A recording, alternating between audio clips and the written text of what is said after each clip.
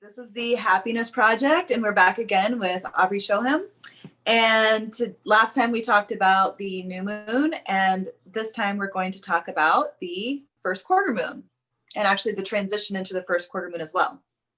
So in the last moon phases video with Aubrey, we discussed the new moon, and some of the action steps there were to have an intention or a vision of what you want for the next 4 to 5 week cycle, and then create some action steps for those intentions, and then tune into the emotion. What emotion would you want to have if that intention or vision were met on the other side of that cycle, and do that every day.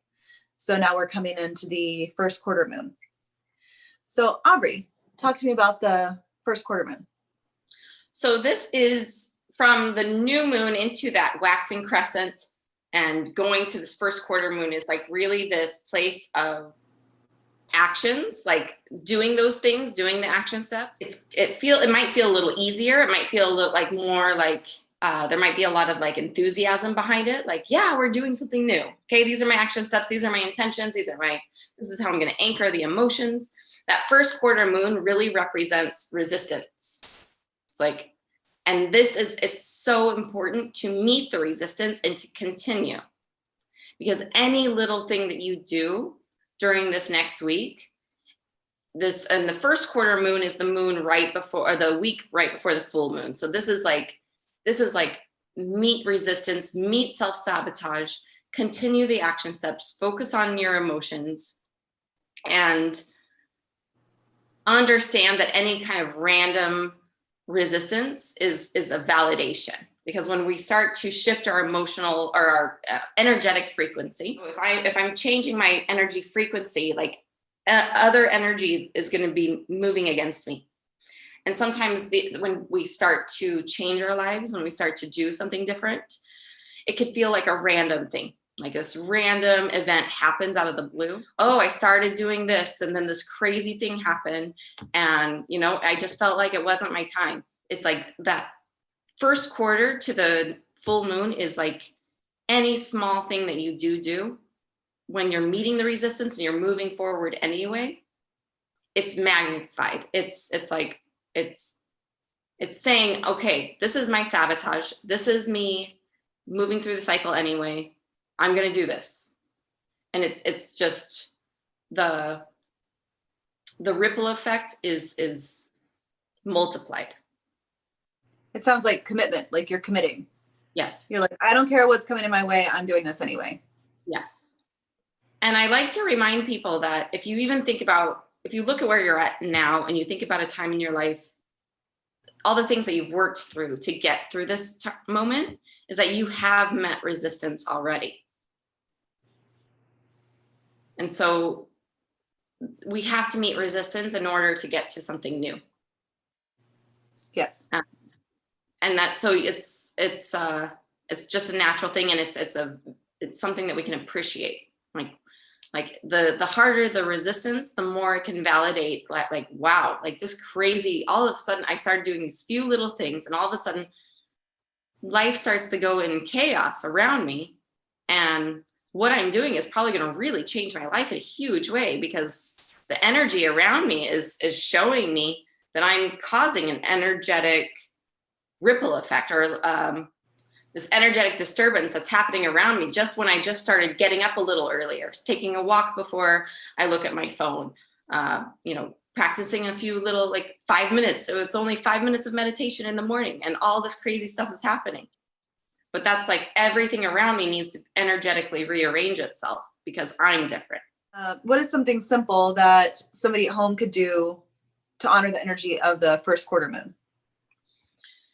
I love journaling. I feel like writing things down is such a good way of putting thoughts into manifestation. It's like really like bringing our thoughts into like a concrete creation. Where is resistance in your life? And what is something small that you can do to continue? I think acknowledging the resistance and even appreciating, and to say, okay, I see you. I got you. I understand your languaging. I understand the words. And it's like, if self-sabotage is coming in, to get to know the language of our saboteur archetype. I love working with archetypes, but I'll talk about that another time. But it's like understanding the language of how my tendency to self-sabotage myself, like it's usually words like, it's okay, you've worked so hard, you deserve this. It's okay, life is going crazy right now. You can just have this, you can just take this one thing or do this one thing, whatever. But it's like the excuses that are disguised as logical reasons. Yeah. Awesome. So recognize the resistance as it's coming up, journal about it, and then see what you can do to keep moving towards the thing that you were visioning in the first place. Yes. Yeah.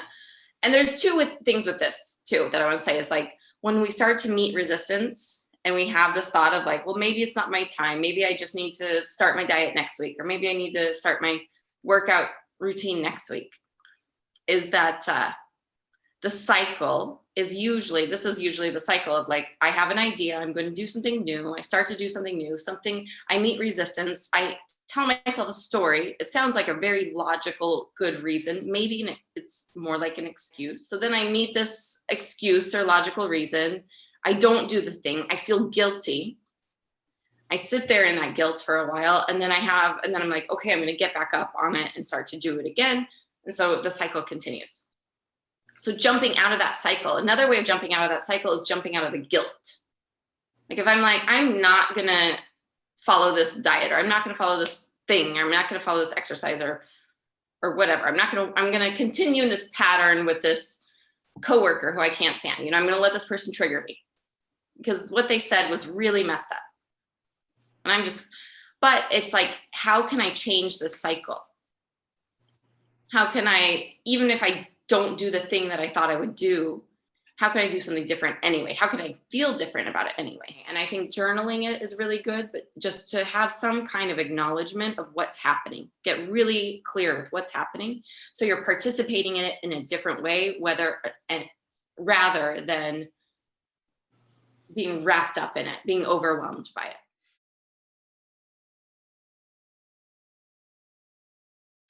And we did do it on your first video, but can you just tell us again where to find you?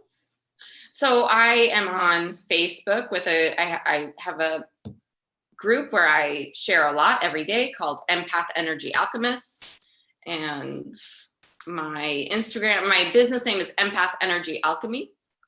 And I do private sessions. I have a whole one-to-one package that I lead people through. I work with the moon phases, and it comes with a digital course. But you can find me there. You can find my offerings there. Awesome. Thank you so much for coming back. Absolutely. Mm-hmm. All right. Bye.